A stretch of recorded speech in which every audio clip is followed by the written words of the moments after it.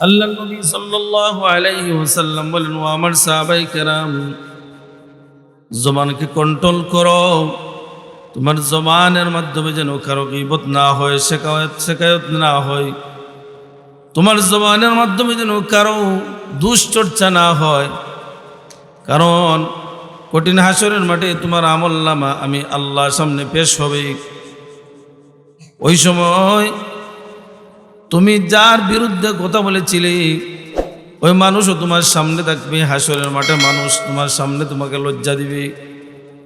আল্লাহ নবী বলেন, ও আমার সাহাবায়ে কেরাম, কেউ যদি কারো গীবত শেখায়ত করে, বিশ্বনবী রহমতুল্লিল আলামিন সাল্লাল্লাহু আলাইহি ওয়াসাল্লাম সাহাবায়ে কেরামদেরকে বলেন, আতাদরুনা মাল গীবা? ও সাহাবায়ে কেরাম, তোমরা কি জানো গীবত কি?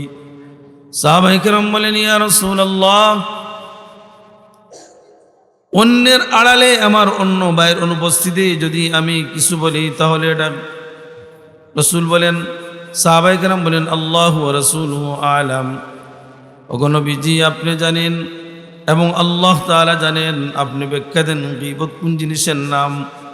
আল্লাহ নবী বলেন, ও সাহাবায়ে কেরাম, গীবত হলো তোমার অন্য ভাই তোমার সামনে থাকা অবস্থায় তার বিরুদ্ধে কিছু বললে যদি ওই লোকটা নারাজ হয়, ওই কথাটি ওই দুষ্টি তোমার ভাইয়ের আড়ালে উচ্চারণ করার নাম হলো গীবত।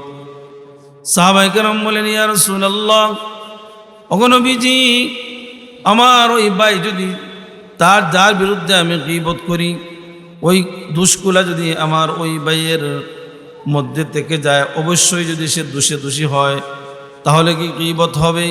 আল্লাহ নবী বলেন, সাহাবায়ে কেরাম, তাহলে তো গীবত হবে। আর যদি এই দুষ্টা না থাকে আর তুমি উচ্চারণ করো তাহলে তো এটা হবে অপবাদ, গীবতের চেয়েও আরো ভয়ঙ্কর গুনাহ। বলেন নাউজুবিল্লাহ। যেটা আমি উচ্চারণ করলাম আপনার আড়ালে, আমি উচ্চারণ করলাম, এটা যদি সত্য হয় তাহলে হবে গীবত, আর যদি এটা মিথ্যা হয় তাহলে এটা হলে অপবাদ, আরো জঘন্যতম গুনাহ। আল্লাহ রাব্বুল আলামিন জানিয়ে দিলেন, হে দুনিয়ার মানুষ, হে মুমিন মুসলমানেরা, তোমরা তোমাদের জীবনে চলতে ফিরতে উঠতে বসতে খাইতে যে অবস্থায় থাকো না কেন, যে হালতে থাকো, রাত হোক আর দিন হোক, তুমি শিক্ষিত হও আর অশিক্ষিত হও, তুমি আলেম হও আর গैर আলেম হও, তোমাকে তোমার জবানের শব্দগুলাকে সংরক্ষণ করার জন্য আমি আল্লাহ রাব্বুল আলামিন তোমার একদম কাছে একজন সংরক্ষণকারী, হেফাজতকারী রেখে দিয়েছি, যিনি হলেন তোমার আওয়াজ জবান থেকে বের হওয়ার সাথে সাথে কোনো লেট হয় না, বলতে দেরি হয়, রেকর্ড হইতে দেরি হয় না। বলেন সুবহানাল্লাহ। যেমন আজকের এটা বোঝানোর জন্য কোনো কঠিন কোনো বিষয় না। আজকাল আমরা যা বলি সাথে সাথে রেকর্ড হয়ে যায়, ভিডিও সহকারে রেকর্ড হয়ে যায়।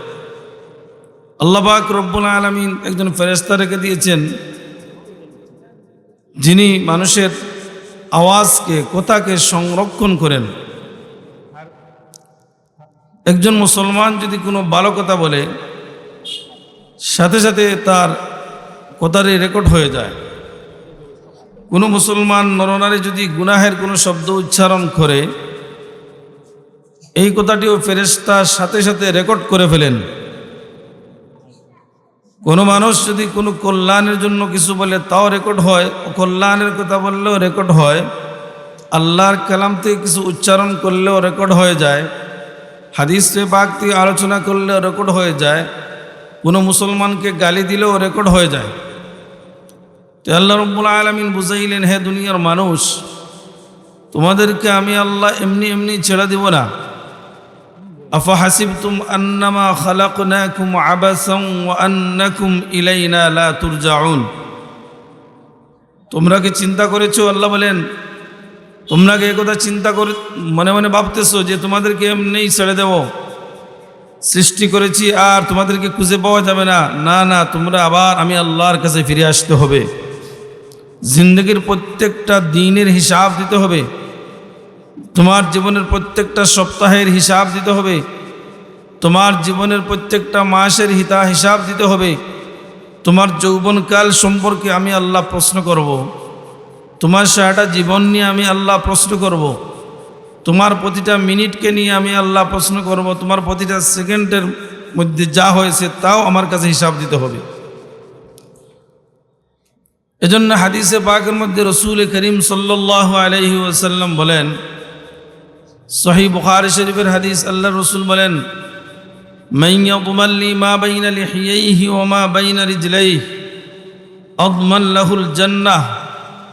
বিশ্বনবী সরকারে দু আলম জনাবে মুহাম্মদুর রাসূলুল্লাহ সাল্লাল্লাহু আলাইহি ওয়াসাল্লাম বলেন, হে আমার সাহাবায়ে কেরাম, আমি নবী তোমাদেরকে সুসংবাদ দিলাম, তোমরা যদি তোমাদের বডির দুইটা অঙ্গের হেফাজত করতে পারো, একটা অঙ্গের নাম হলো জিহ্বা, আরেকটা অঙ্গের নাম হলো লজ্জাস্থান। বোঝার চেষ্টা করবেন, এই দুই অঙ্গের মাধ্যমেই বেশি গুনাহ হয়। জবানের মাধ্যমে আজকে এত গুনাহ হয়, সারাটা বডি মিলেও এত গুনাহ হয় না। মাথা থেকে নিয়ে পা পর্যন্ত অঙ্গ প্রত্যঙ্গ দ্বারা এত গুনাহ হয় না, যত গুনাহ হয় শুধু জবানের মাধ্যমে। সত্য না মিথ্যা?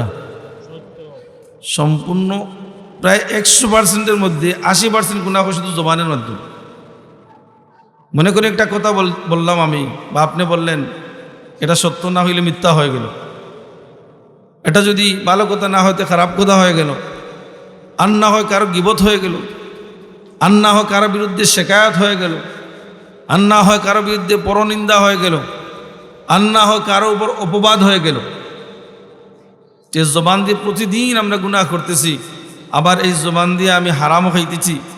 হারাম খাওয়াটাও জবানের মাধ্যমে হচ্ছে, গীবতটাও জবানের মাধ্যমে হচ্ছে, অন্যের বিরুদ্ধে অপবাদ জবানের মাধ্যমে হচ্ছে, মিথ্যা বললাম আমার জবানের মাধ্যমে হইল, আমি কারো গীবত করলাম জবানের মাধ্যমে হইল, আমি কারো বিরুদ্ধে ষড়যন্ত্রমূলক কথা বললাম তাও আমার জবানের মাধ্যমে হইল।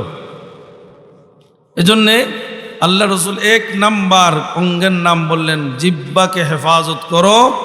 আর ওই জিহ্বাকে যদি হেফাজত করতে পারো, সাথে সাথে তোমার লজ্জাস্থানকেও যদি হেফাজত করতে পারো, আমি রসুল সুসংবাদ দিয়ে বললাম, কঠিন হাসরের মাঠে যখন কেউ কারো জিম্মাদার হবে না, ভাই ভাইকে পরিচয় দিবে না, বন্ধু বন্ধুকে পরিচয় দিবে না, মা তার সন্তানকে পরিচয় দিবে না, সন্তান তার মাকে পরিচয় দিবে না, পীর তার মুরিদদেরকে পরিচয় দিবে না, মুরিদগণ পীরকে যেদিন পরিচয় দিবে না, কেউ কারো দিকে তাকাবে না, প্রত্যেকটা মানুষ যার যার চিন্তায় নিয়ে ব্যস্ত থাকবে।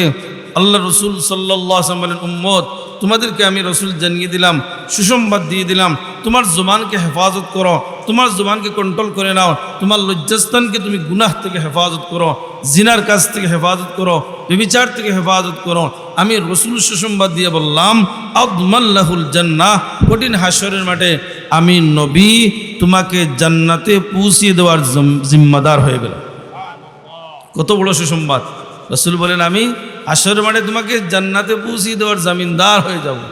এজন্য এক হাদিসের মধ্যে আল্লাহ রসুল সাল্লাল্লাহু আলাইহি ওয়াসাল্লাম বলেছেন, কিছু মানুষ আমাদের সমাজের মধ্যে আছে, তার জবান দিয়ে মানুষকে গালিগালাজ করে, জবান দিয়ে মানুষকে হেয় করে, তুচ্ছ তাচ্ছিল্য যে সমস্ত শব্দের মাধ্যমে হয় সেগুলা করে।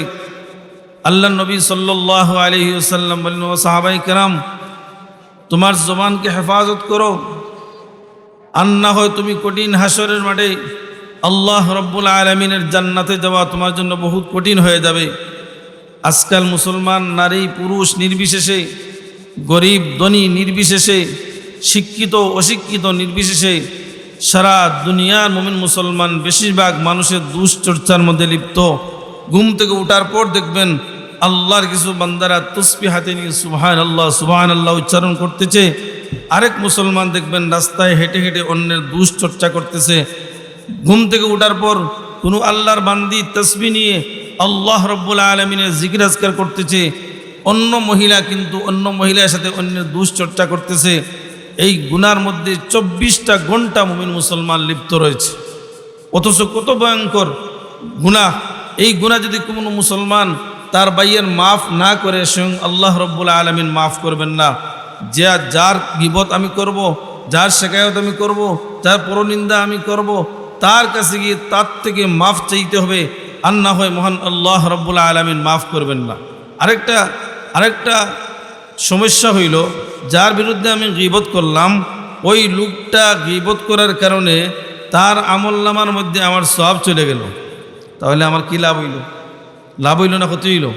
আমি যে নমাজ পড়লাম, আমি যে রোজা রাখলাম, আমি যে হজ করতেছি, আমি যে জিকির করতেছি, আমি যে দান খয়রাত করতেছি, এইগুলা কিন্তু যা গীবত করতেছি তার আমলনামায় চলে যাচ্ছে।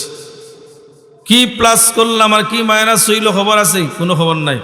আরেক হাদিসের মধ্যে আল্লাহ রাসূল সাল্লাল্লাহু আলাইহি ওয়াসাল্লাম বলে দিয়েছেন, দারমি শরীফের হাদিস, ক্বালা রাসূলুল্লাহ সাল্লাল্লাহু আলাইহি ওয়াসাল্লাম, মান কানা যা ওয়াজহাইনি ফিদ দুনিয়া কানা লাহু ইয়াউমাল কিয়ামতি লিসানুম মিন নার।